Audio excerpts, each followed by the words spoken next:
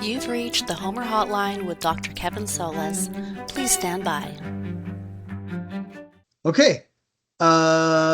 It's about mythical bovines, not baseball. It's about the sirens, not the Simpsons. This is the Homer Hotline coming to you from Lac-La-Biche County in Canada. Monsters in honor of the recently completed holiday of Halloween are our themes today. Monsters and the challenges they pose to the hero is our subject. Lots of speculation about Homer thrown in. And we have today with us Dr. Hristomir Hristov. Welcome, Thank Dr. you. Hristov. How are you? I'm fine. Thank you. And you? I'm doing very well. It's a pleasure to have you. I wrote this down. Willkommen bei der Homer Hotline. Vielen Dank. Dr. Hristomir Hristov is the curator of classical archaeology in the ancient Near East at the Archaeological Museum of Frankfurt. It's a great pleasure to have you on the show to chat with you for the first time since 2012 or 2013. So welcome. Thank you. Thank you very much. It's really nice. Thank you for the opportunity and the invitation, Dr. Solis. Yes, my pleasure. So you want to talk about monsters. You want to talk about intercultural connections between ancient Greek culture and artisans and their Near Eastern counterparts. So you want to talk about Heracles and myths of Ninurta and Gilgamesh. And so maybe I just let you sketch that out, but why that is a phenomenon that we study. What is the evidence that you are interested in here? Yes, the evidence is actually pretty huge, pretty vast. And because of this, I have decided to talk just about Heracles, Ninurta, and Gilgamesh, because there is also a variety of other figures in Greece as well as in the ancient Near East, which accomplished similar deeds, let's say. But in the case of those three, Heracles, Ninurta, and Gilgamesh, we have, let's say, the most clear evidence, or these are the most prominent deeds. Yes, this is the most persuasive. This is the most persuasive of the varieties of characters and creatures where you can say there's cultural continuity in the heroic journeys or the specific adventures of these three, right? Exactly. And you're saying it's the evidence is strongest that Ninurta, Gilgamesh, and Heracles exist in a kind of continuum somehow, narrative or iconographical continuum. Both actually, in the texts, in the literary sources, as well as in art.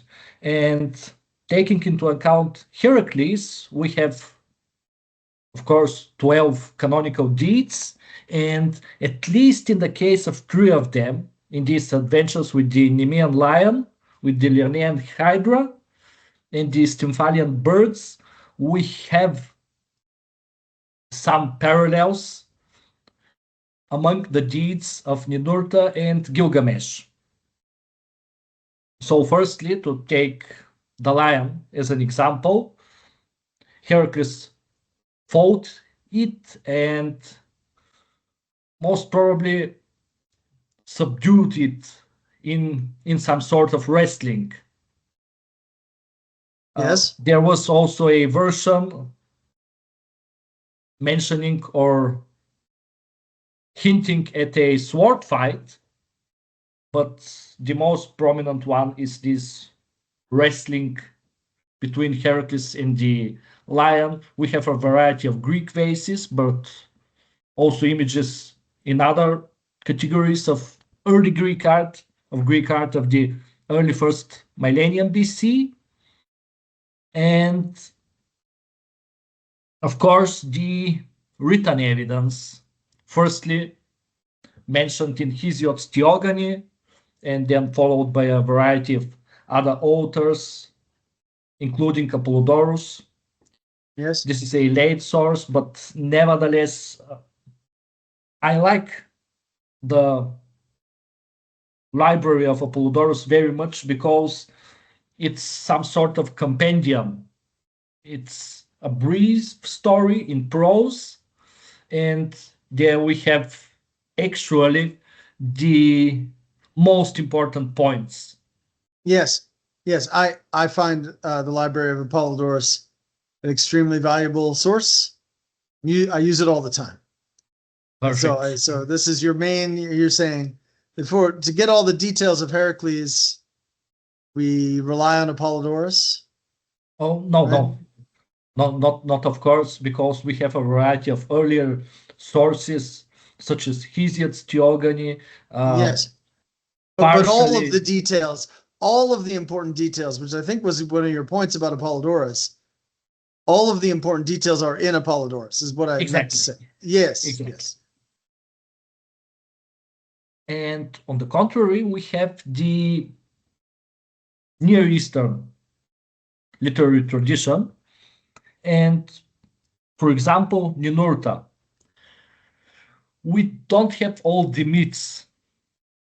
As a whole, we have 4 texts: Angim, Lugal, the Anzu poem, and the Gudea Cylinders.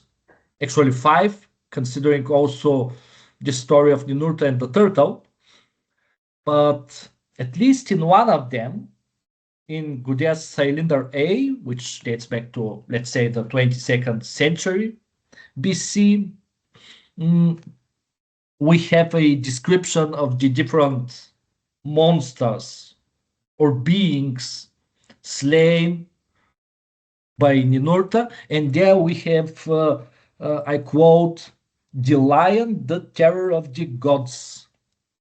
So it's a most clear evidence that Ninurta fought a lion, won the fight against this being, and this lion belongs actually to the so-called slain warriors. Similar to Heracles, Ninurta has also accomplished a variety of deeds. They are not exactly 12, and not all of the adversaries are identifiable with certainty, but nevertheless, at least in Gudea's Cylinder A, we have this clear mention. Unfortunately, there is no mention of, we don't have a text describing the deed as a whole. Yes. So it's kind of name checked in a catalog, but it isn't actually a narrative that describes the various moves of the fight between Ninurta and the lion. Exactly, Yes. exactly. Yes, I understand. And then in the Gilgamesh epic, for example, we have also some passages referring to fights against lions. Firstly, when Enkidu defends the flocks and the shepherds, it's clearly stated that he fought wolves as well as lions. Yes. And then sometime later in the epic, there is a dream of Gilgamesh, and the passage is not that clear, but Yes. it's said that the hero is dreaming, and after a while is described a fight against numerous lions. Interesting. So once again, we have this motive of the fight against the lion, but in the Gilgamesh epic, it's not a main motive, and it's not a main topic, because the most prominent ones in the epic are actually the fight against Humbaba. Yeah. In this case, there are also some Oriental parallels to the early Greek myths, but this is another question. So Yeah. we have Humbaba or Huvaba, and the bull of heaven. And there we go. Those are the bovines I afterwards- mentioned at the beginning, the mythological bovines. There we have him, the bull of heaven. Exactly. Yes. Exactly. And of course, this journey at the end of the epic, with which end actually the epic ends, also the meeting with Utnapishtim, etc. So for me, and probably not only for me, these are the main themes of the Gilgamesh epic, and somewhere there are mentioned also these lion fights. Yes. But nevertheless, we have once again a parallel. And taking into account the art, I have mentioned the early Greek vases, etc., showing clearly the fight or the deed of Heracles with the Nemean lion. And we have a variety of lion fights depicted in the ancient Near East, beginning with early dynastic sailing the seals, going through old Babylonian clay tablets, and reaching up to early first millennium BC, Neo-Assyrian, Neo-Babylonian, etc. lion fights, where mostly a hero or a winged demon fights successfully against a lion. Yes. Not all of them are clearly identifiable with Ninurta or Gilgamesh or Enkidu. Perhaps it was not the exact purpose to depict namely such a myth, but the iconography itself is there, and in numerous examples. Yeah. It can be difficult to identify the specific character intended when you have a lion fight on an ancient Near Eastern object. I think in ancient Greek iconography, when you have a lion fight, it's easier to determine who the human character is supposed to be. In the ancient Near East, there's sort of more options, because I think fighting the lion is a kind of royal iconography.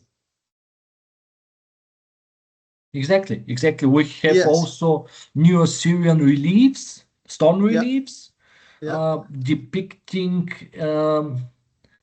a Assyrian lion hunts, right? Exactly. These are really lion hunts, but the iconography itself is that of the mythical lion fight. There is no iconographical difference between, let's say, the fights between witch demons and lions and those on such Neo-Assyrian monumental reliefs. Yes, I like your phrase, witch demon. It's a very good phrase. This is good.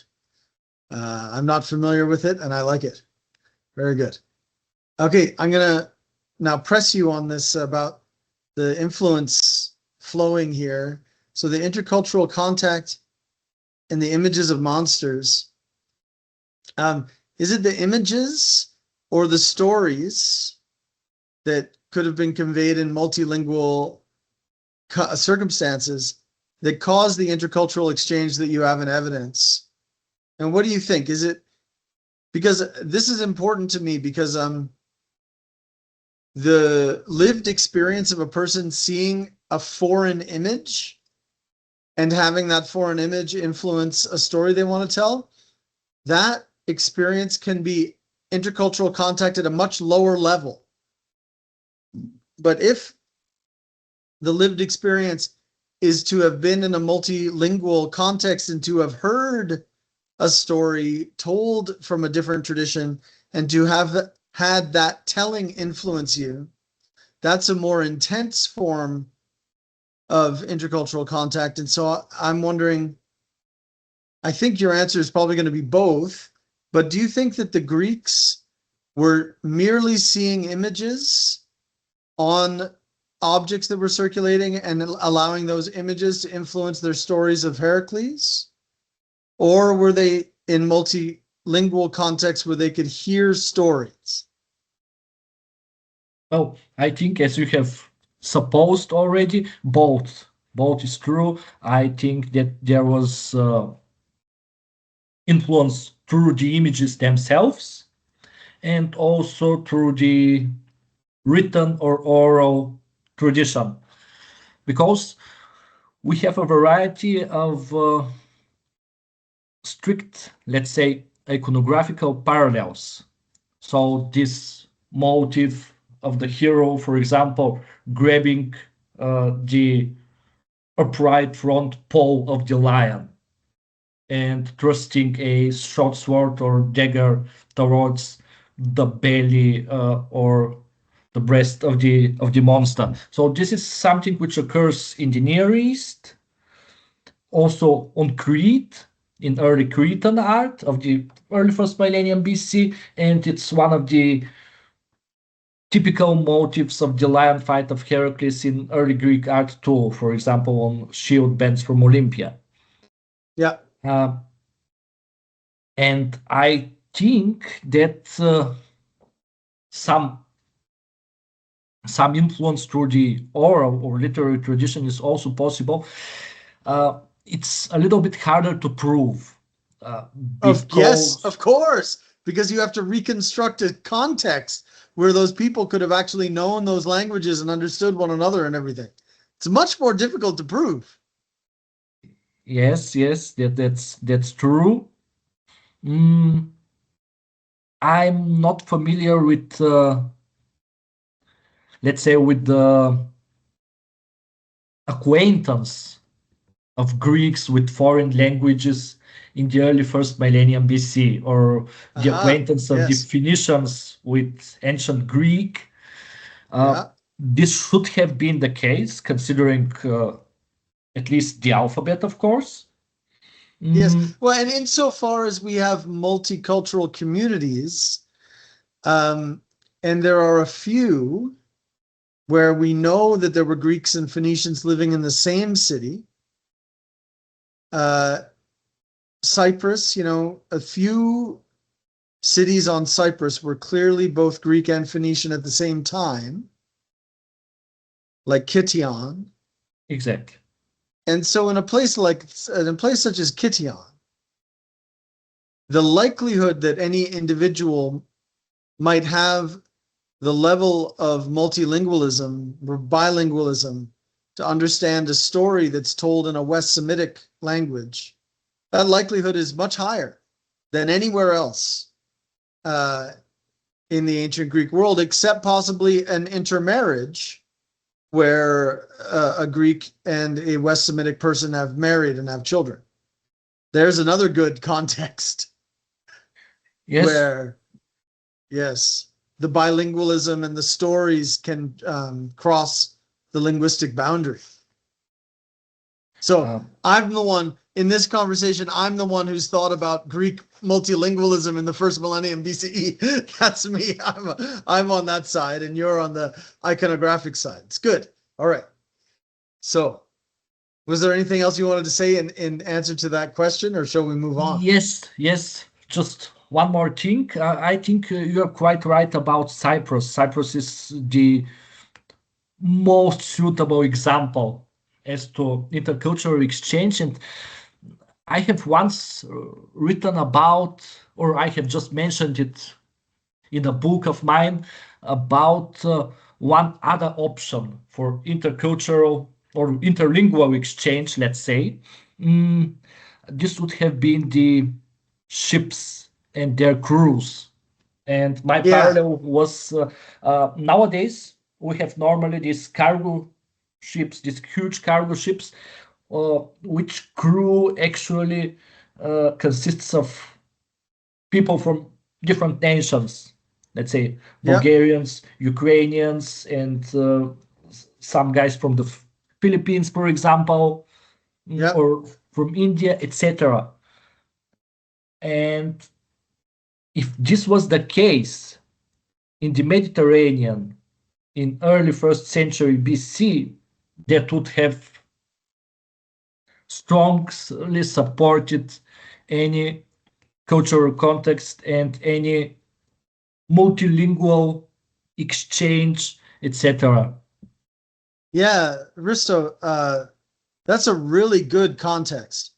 When I list the context in my work, I haven't contemplated aboard ship in the context that I sort of reconstruct. That's a very good one. So I think that's persuasive. Especially since, when we have shipwrecks from the late Bronze Age, insofar as we have them, the cargo comes from all over the Eastern Mediterranean. Exactly. And of course, the sailors are different from different cultures and everything. So it's very good. Very good. Now, we're talking about the influence between cultures on stories and iconography. Do you entertain the idea that the Greek images of Heracles could have developed independently? Like they didn't need the ancient Near Eastern stories or images in order to develop those? Do you consider that sort of negative case, or that does your thinking extend to that possibility? Well, I think that there was a strong Near Eastern influence. It's traceable in the iconography, in such specific motifs, such as that with the pole, for example, and so on and so on. Of course, there is a strong Greek part.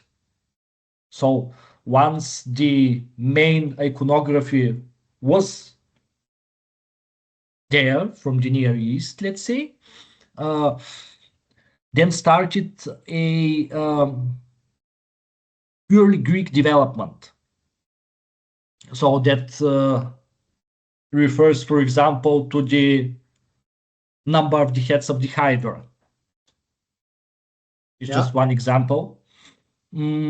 So the Greek part is also a strong one, but it develops gradually through the subsequent ages, from the Orientalizing period through the later Archaic, or through the other parts of the Archaic period, to classical and Hellenistic times, and especially in classical Greece and in Hellenistic art afterwards, we have a genuine Greek development.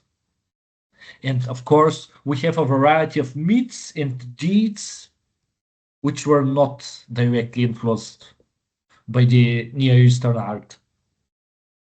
Mm-hmm. Interesting stuff. All right. Now I want to ask you about some Homeric stuff. And I know you're like, well, the Homeric stuff is not exactly what I'm focused on, but let's just think about some Homeric notions that are connected to what you've been talking about so far. Yes. There's this quite radical theory that's been advanced 20 years ago now. I think first in the work of Johannes Haubold, and then also by Bruno Curry, okay, in their work on Homer, right? They've made reference to the embedded songs in the poem, like Achilles, when he's not fighting in Book 9, he's in his tent playing his lyre and singing, okay? And what does he sing? Well, it's kind of a generic description of the deeds of gods and men, or the deeds of the great men of the past. Okay? Haubold and Curry after him have suggested that those kinds of references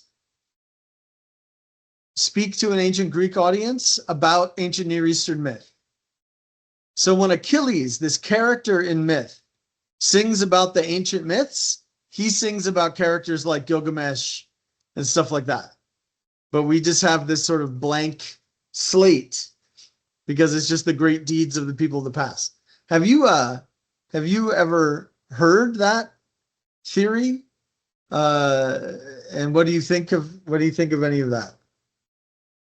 Well, I wasn't familiar with it prior to our chat, today. But, well, as a matter of fact, speaking of the deeds of gods and men, we're actually speaking of a theogony. And when Achilles is singing such stuff, he's also, in my opinion, most probably singing about the Greek theogony, not exactly that one of Hesiod, because Delius is a little bit earlier than the theogony, and the chronology of early Greek epic is another question. Yeah. And it is also true that Hesiod's theogony itself is influenced by earlier Near Eastern epic of the same category. For example, the New Year's epic Enuma Elish of the Babylonians, or the Komarbi epic. So, thinking of the Trojan War and putting it somewhere chronologically in the late Bronze Age, that would be actually a time of also very intense contacts between Greece and the Near East. They're not that easily to differentiate in comparison to the early first millennium BC, but they're also very, very convincing. And Martin West once wrote, Greece, or I quote it by mind, also not literally, Greece is part of the Orient and Greek literature is Oriental literature. So this is... that's in West's commentary on the theogony.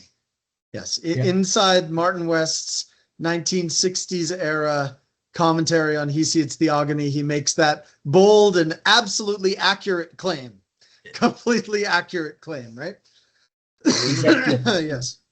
So this is a common environment in the late Bronze Age, the Eastern Mediterranean with, let's say, Mycenae and the Hittites and the Egyptians and the Mesopotamians, and all along the coast of later, let's say, Phoenicia.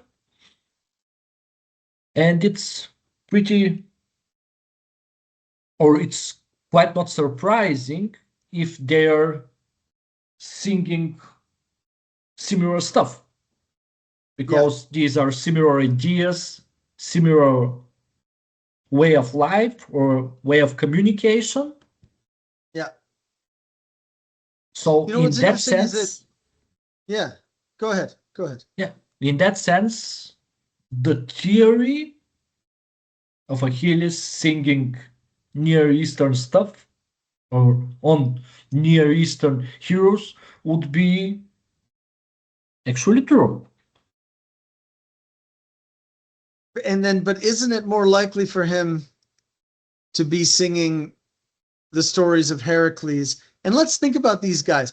If we're constructing a mythological timeline and Achilles exists at a particular point in that timeline, who are the great men of the past he might sing about? There is Heracles. I think Jason of the Argo might be too close, because that's just the parents' generation. So Heracles did stuff in earlier generations in this. Heracles, Cadmus. Yes.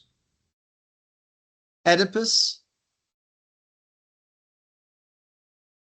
And so all of those characters, Heracles, Cadmus, and Oedipus, are all intensely defined by the influences of the ancient Near East on them. Right? Like the Greek account of Cadmus is that he comes from a Semitic part of the world. Oedipus's whole thing has to do with dealing with a sphinx, which is basically like a mythologization of something in the landscape that the Greeks are aware of, right? I mean, there's that sphinx in Egypt, right? The ancient Greeks are aware of that. The ancient Greeks are aware of that monument. It becomes a mythological monster, I think. But anyway, all of those characters that Achilles might sing about, they're Greek, but we understand them from the scholarly perspective as, in some sense, arising out of the intercultural milieu. You know, Cadmus is a Phoenician who then comes to Greece. Oedipus is Corinthian. And the Corinthians in the Archaic period are this people totally engaged with in a ceramic trade and other kind of forms of trade with the wider Mediterranean world. Anyway, it's there. I think there's a lot of gradients. If you imagine what Achilles might sing. Yes, yes. Some of these things, it's like Greek stories, but how Greek are these stories? These are Greek stories about people coming from Phoenicia to found cities here in Greece. You know, it's interesting. It has a kind of meta relevance to the intercultural question. Yes, because of this, I have initially said when we read that Achilles is singing of deeds of gods and men, he's more probably singing of his own Greek theogony, but taking into account the whole milieu in late Bronze Age as well as early Iron Age Eastern Mediterranean. These are so strong and different connections that he would have sung both.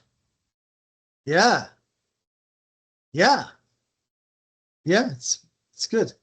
So I was thinking about what you wanted, what you were interested in talking about on the podcast, and I was thinking about the Homeric poems. I'm like, how many of Hristo's monsters are actually in the Homeric poems? Not so many, but there's Scylla. Yes. And I was thinking about Scylla more in greater detail than ever. And I'm thinking about the description of Scylla, and Scylla seems like a hydra. I mean, hydra, water serpent monster, right?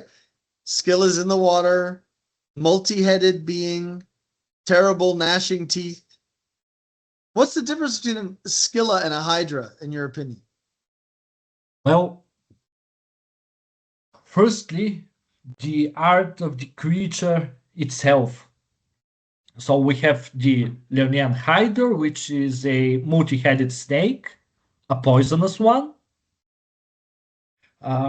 These are, let's say, the two most prominent features of the hydra. It's a multi-headed one, and it's poisonous. And then we have Scylla, and it's, of course, true that there is also this connection to water. We have it in the name of the hydra itself. Yes. But also in the case of Scylla, with the strait and with the sea, etc. And it's also true that the monster is multi-headed, consisting of at least 6 heads and 12 feet, etc. And it's a, let's say, wild being threatening the Greek heroes and Odysseus' passage, etc. But these are also the last parallels. So when we have a closer look, these heads of Scylla are actually heads of hounds, dogs, or wolves. Taking into account. Completely different. That's completely different. Yes, yes. than the Hydra. Yeah. And at least in art, the lower body part of the monster, except for these dog's heads and feet, is actually that of a some sort of fish. So it's not strictly a snake.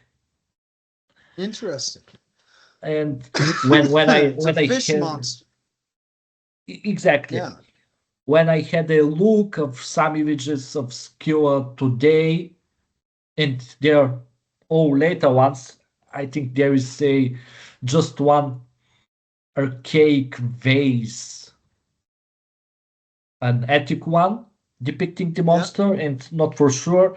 The majority is in any case a little bit late of classical date, Mm. and I have thought actually of mermaids seeing Skua Yeah. today in the Greek vase painting images. So Yeah. there should be some connection, some idea in that direction. So it's Can I ask and you in about the, yeah. yeah. Let me ask you more about the Hydra, because the Hydra is one of those where we have Mesopotamian uh, earlier examples of this iconography. Isn't that right? We have Yes, some cylinder seals depicting multi-headed beings being fought by a hero. Yeah. exactly.